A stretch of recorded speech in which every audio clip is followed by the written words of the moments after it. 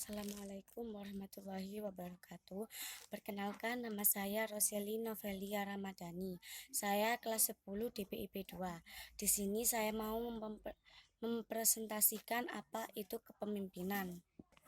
Kepemimpinan merupakan penyebab kegiatan, proses atau kesediaan untuk mengubah pandangan atau sikap sekelompok orang, baik dalam organisasi, formal maupun informal.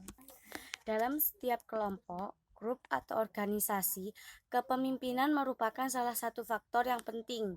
Kepemimpinan yang ada akan mempengaruhi kelompok di dalam mencapai tujuan. Cara seseorang memimpin dapat membawa kelompok atau organisasi tersebut ke arah keberhasilan atau ketidakberhasilan dalam mencapai tujuan yang telah ditetapkan. Hai, siapa yang dapat menjadi pemimpin? Nah, ini yang jadi pertanyaan pada diri kita sendiri. Siapa sih? Yaitu setiap orang yang dapat menjadi seorang pemimpin. Yang perlu diingat bahwa setiap orang itu unik loh. Unik. Masing-masing pasti punya kelebihan dan kekurangan. Lalu apa sih pemimpin itu? Pemimpin adalah seseorang yang dapat memberikan pengaruh motivasi kepada diri sendiri maupun orang lain. Namun ada beberapa pendapat tentang pengertian dari pemimpin, yaitu 1. Pemimpin adalah seseorang yang dapat mempengaruhi kelompok yang dipimpinnya, mengarahkan usaha bersama guna untuk menggapai sasaran atau tujuan yang telah ditentukan. Ketua, seorang yang dipilih atau mewakili dan bertanggung jawab atas kelompok yang dipimpinnya dalam mencapai tujuan yang telah ditetapkan atau ditentukan. Paham? Lanjut.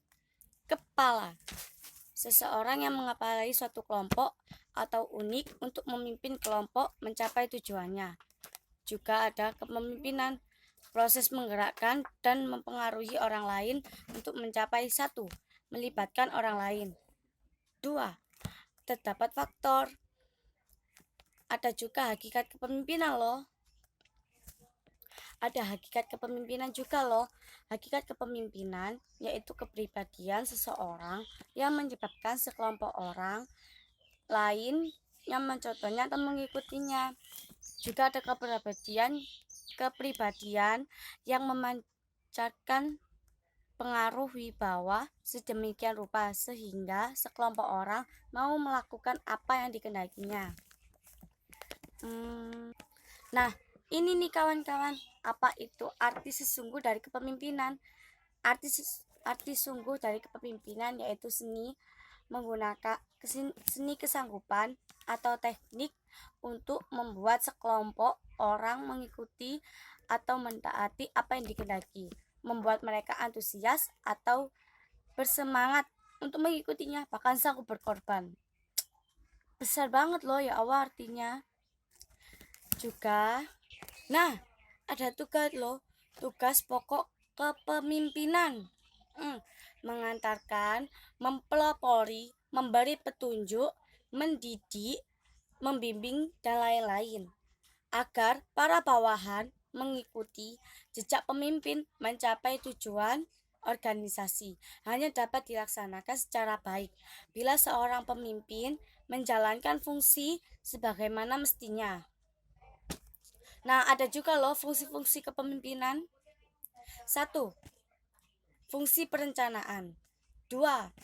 Fungsi memandang ke depan. 3. Fungsi pengembangan loyalitas. 4. Fungsi pengawasan loh. Banyak ya. 5. Fungsi mengambil keputusan. Jadi kita pemimpin enak mau mengambil keputusan, bisa berpikir dewasa, mau membawa kayak apa loh. Gini loh. Kayak kita menyuruh seseorang itu gini. Jadi dia tuh paham apa yang kita maksud.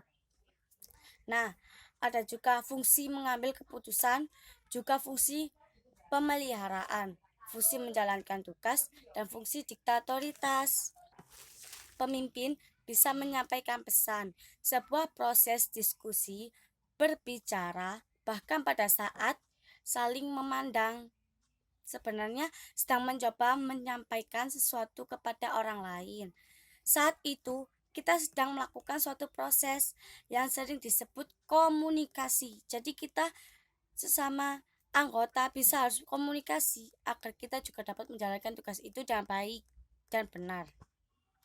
Cara komunikasi yang baik dan benar yaitu 1. Verbal, yaitu menggunakan bahasa lisan atau tulisan, kayak nulis-nulis gitu. Terus ada 2, non verbal, melalui gerak bahasa tubuh, bahasa isyarat, ekspresi wajah juga loh. Nah, ada juga loh beberapa hal yang mendukung komunikasi. 1. Kenali diri sendiri. 2. Kenali orang lain. 3. Mau mendengarkan. 4. Memberi pernyataan yang jelas. 5. Memberi umpan balik. 6. Mau membuka diri. Kalau tadi yang mendukung komunikasi, ada juga loh yang menghambat komunikasi. 1. Antara lain 1. Egois. Kita nggak boleh egois loh kawan-kawan, nggak baik itu dalam sebuah keanggotaan. 2. Sifat yang pemarah. Astagfirullah. 3. Lingkungan yang buruk. 4. Membeda-bedakan status sosial. Gak boleh loh kayak aku harus berteman sama ini, berteman sama itu. Gak boleh membedakan yang kaya dan yang miskin, pintar yang bodoh. Kita semua sama di mata Allah. Asik. Juga gak boleh ada permusuhan. Gak boleh dalam setiap itu keanggotaan.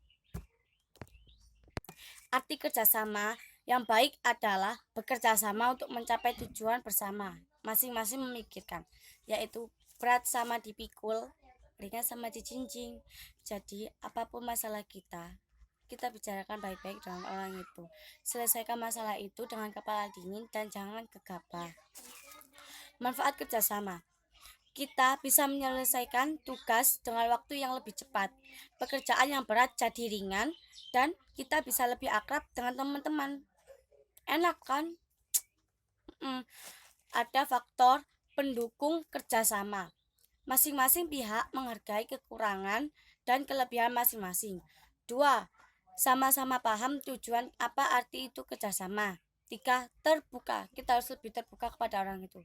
Kayak belak-belakan. Terus ada yang mau jadi koordinator, seperti kayak yang jadi ketua itu siapa, wakil, sekretaris, bendahara. Ini nih yang terakhir, membentuk kelompok juga akan memudahkan kita kerjasama. Tapi sebelum kelompok, kita harus sepakat tujuan apa sih yang akan kita capai bersama. Kita tuh harus mikir, kita harus punya tujuan apa dan mencapainya itu gimana. Apa itu kayak apa ya, pengerjaannya tuh gimana. Kan enak dalam sebuah kelompok seperti itu, seperti pemimpin. Jadi kita harus bisa menyeimbangkan apa itu pola pikir kita kepada sang pemimpin. Setelah masing-masing tahu apa tujuan bersama yang akan dicapai, tentu saja perlu seorang yang akan mengkoordinir dan mengerahkan kita ke tujuan yang sudah kita sepakati. Nah, orang itu adalah pemimpin kita. Paham? Kelompoknya, yaitu kelompok 2 orang atau lebih yang saling berinteraksi dan saling mempengaruhi ke arah tujuan bersama. Nah, itu tadi pesan dari saya. Saya akhiri. Wassalamualaikum warahmatullahi wabarakatuh. Tetap semangat. Bye-bye.